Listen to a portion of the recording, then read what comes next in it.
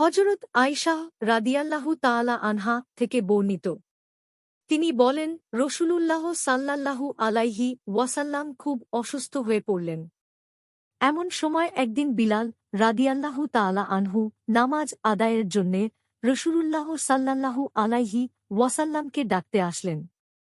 নবী সাল্লাল্লাহু আলাইহি ওয়াসাল্লাম বললেন, আবু বকরকে লোকদের নামাজ আদায় করাতে বলো। ফলে আবু বকর রাদিয়াল্লাহু তাআলা আনহু সে কয়দিনের নামাজ আদায় করালেন। অতঃপর রাসূলুল্লাহ সাল্লাল্লাহু আলাইহি ওয়াসাল্লাম একদিন একটু সুস্থতা মনে করলেন। তিনি সাহাবীর কাঁধে ভর দিয়ে দুপা মাটির সাথে হেঁচড়িয়ে নামাজের জন্যে মসজিদে আসলেন।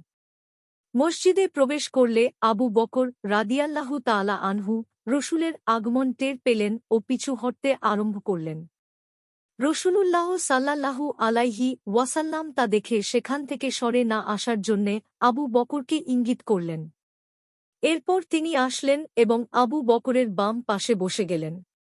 আর আবু বকর দাঁড়িয়ে নামাজ আদায় করছিলেন। রাসূলুল্লাহ সাল্লাল্লাহু আলাইহি ওয়াসাল্লাম বসে বসে নামাজ আদায় করলেন।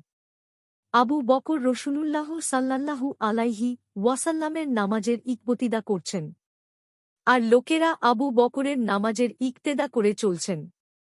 বুখারী, মুসলিম উভয়ের আর এক বর্ণনা সূত্রে আছে, আবু বকর লোকদেরকে রসূলের তাকবীর সজোরে শুনাতে লাগলেন। বুখারী ৬৮৭, ৭১৩, মুসলিম ৪১৮।